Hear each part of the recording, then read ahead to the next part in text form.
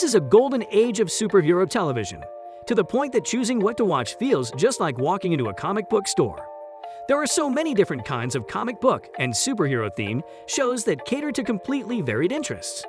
Both Marvel and DC dominate networks and streaming services almost equally, something that had never really been seen before this decade. However, as crazy as it might sound, for as many superhero shows as fans have right now, there are twice as many that never saw the light of day. It happens all the time. Properties are optioned that never quite make it to air. Sometimes they get close, sometimes they fall apart in the planning process, or rights issues simply can't be worked out.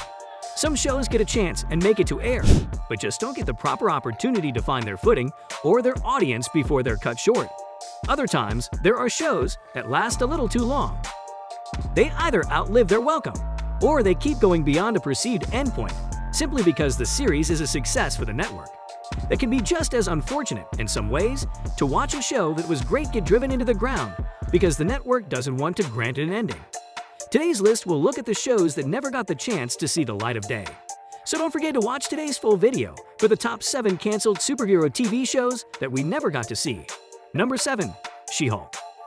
The Incredible Hulk had been Marvel's first successful TV show. Other attempts, like Amazing Spider-Man, Captain America, and Doctor Strange, simply didn't pan out.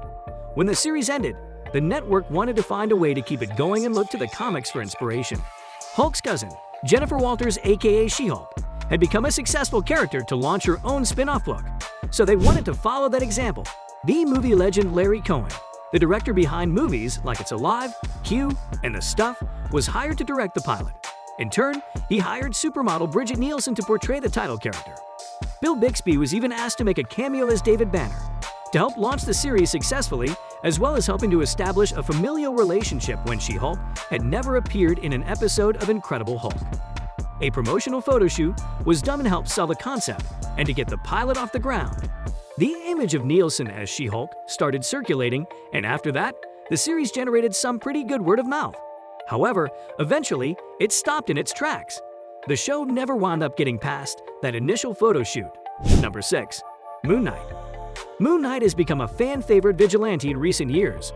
For a long time, he was criticized as being Marvel's Batman, as this character is also a rich CEO who fights crime in secret. Thankfully, fans have realized there's a much deeper mythology to the character than that. A man suffering from severe mental health diagnoses, including having dissociative identity disorder. In some incarnations, Mark Spector also believes himself to be the avatar of the Egyptian moon god, Khonshu. The closest fans ever came to seeing Moon Knight in live action was a name dropped to the character on Blade the series. The reference wasn't for nothing. Moon Knight had been planned to appear in the second season of Blade, but sadly it came to an end before that could happen. Marvel Studios and No Equal Entertainment announced a Moon Knight TV series in 2006. In 2008, it was revealed that a pilot had been written and the show appeared to be in active development. For whatever reason, though, it never got any further than that. Number 5. Guillermo del Toro's Hulk. In the most clear example of the divide between the film and television divisions of Marvel, there was a long stretch where fans were expecting to see a Hulk show after the character had already made his debut in the MCU. Unconnected to the events of The Incredible Hulk or The Avengers, the new Hulk show was going to recapture some of the inner turmoil that had been at the forefront of the original TV series. It also promised to be an out-and-out monster series like the early runs of the comics. Monster connoisseur Guillermo del Toro was attached as executive producer and announced that he planned to helm the pilot, at the very least. The idea of a del Toro Hulk show was too good to simply pass up, despite the presence of the character in the MCU. The series kept getting delayed and kept getting pushed back as del Toro got attached to other huge projects like Pacific Rim and Crimson Bee. While legal issues between the rights over the films and Universal's partial ownership of the film rights probably played a factor, del Toro's attachment to so many projects certainly played a factor as well.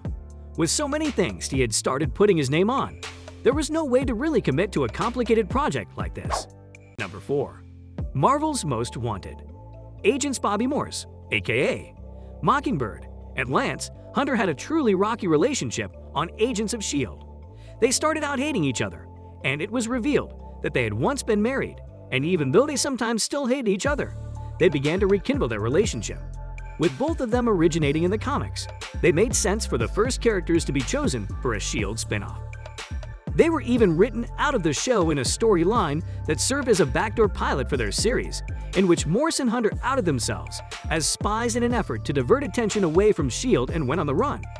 They were principal members of the cast who were written off to do a spin-off that never actually saw the light of day.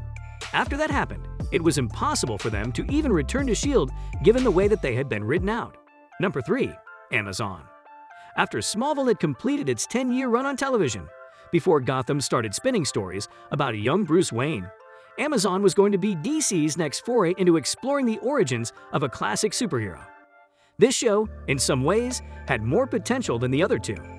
After all, Smallville definitely fell into the trap of tackling most major Superman villains and plot lines before Clark ever even put on the suit and became that iconic hero.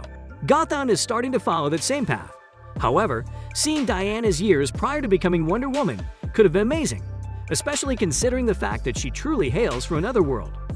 Themyscira is a place with its own rules, laws, and can borrow freely from the pantheon of Greek mythology. Getting an entire series out of that could have been incredibly easy. It would also have been amazing to see a TV series with an entirely female cast, especially an action-adventure series like this one. Number 2. Bruce Wayne.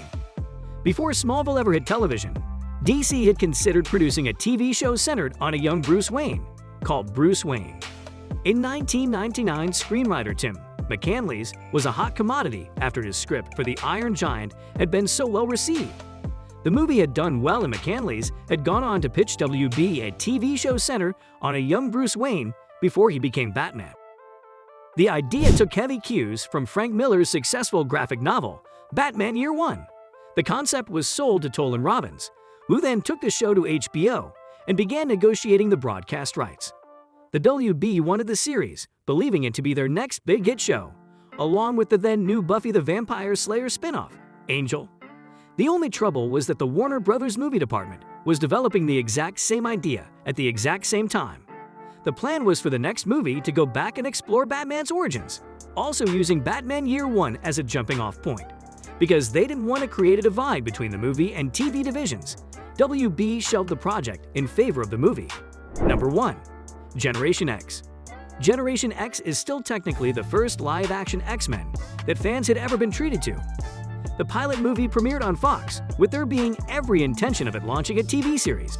It was of course based on the extremely successful 90s comic book, which saw Emma Frost and Banshee leading a new school for mutants that included Jubilee among the students.